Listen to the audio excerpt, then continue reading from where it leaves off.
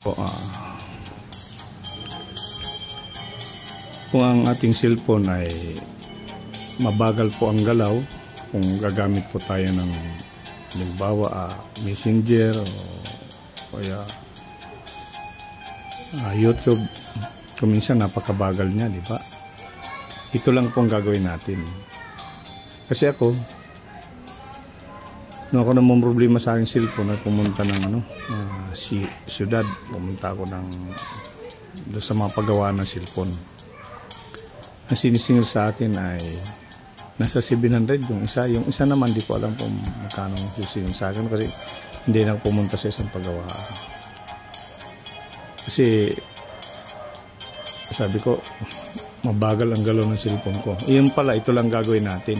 Tingnan natin click lang po natin yung punta tayo diyan sa Chrome ito panoorin po natin. Ako mismo ang kasi Cap Summer TV.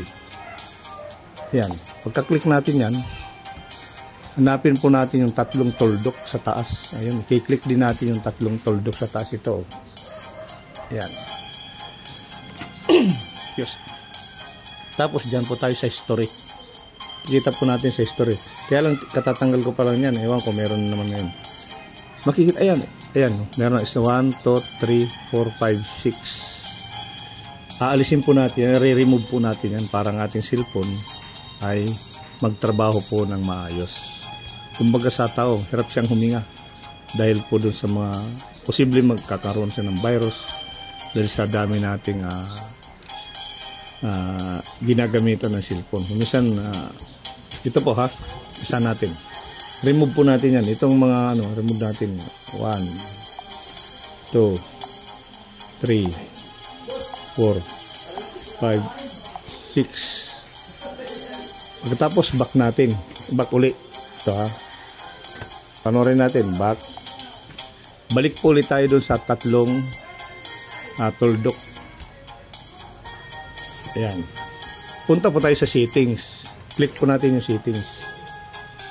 Ayan, settings.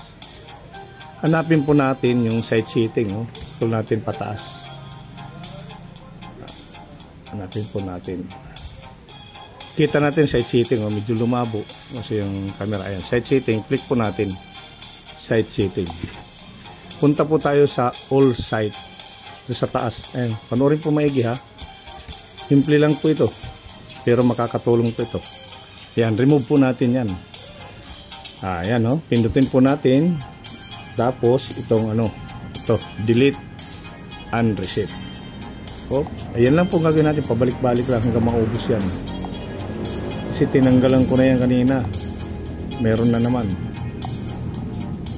Yan lang po gagawin natin hanggang matapos yan. Pagkatapos yan, ang ating cellphone gagalaw po yan ng maayos, magtatrabaho na po ng maayos yan.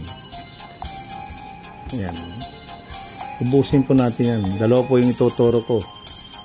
Mamaya yung isa, yung ituturo ko niyan, yung kung paano yung ma-recover yung ating email ad.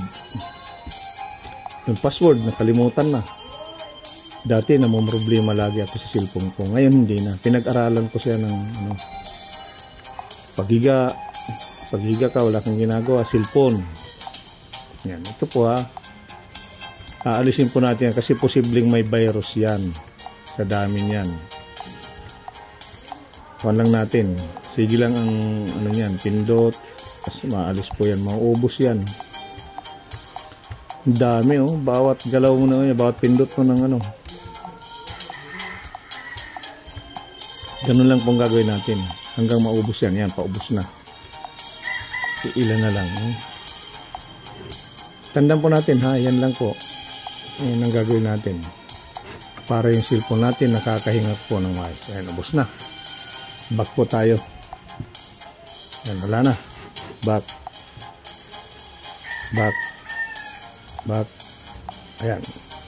Ayan, pag gumamit tayo ngayon yan, kahit sa Messenger, sa YouTube, mabilis na yan. Wala nang bagal-bagal yan. Yan mabilis na agad. Yun lang po ang gagawin natin. Napakasimple lang po. Dati, namumroblema tayo sa ganyan. Ngayon, hindi na po.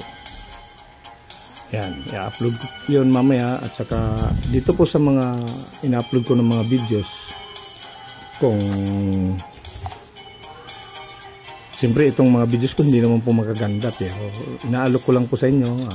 Subscribe lang po tayo sa ating mga videos dito po sa Kap Samad TV.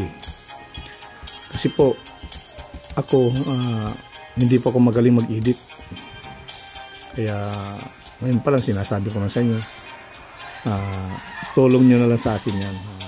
Mag-subscribe kayo sa aking para, pero ang subscriber ko ay malapit na sa 3,000. Kumbaga monetize na ako, matagal na ako monetize, isang buwan lang monetize agad ako dito sa aking YouTube. Hindi siya magaganda, pero makakuha po kayo ng aral kasi puro po ito totoo. Ito po, i-upload ko na po ito mamaya, panoorin nyo lang po.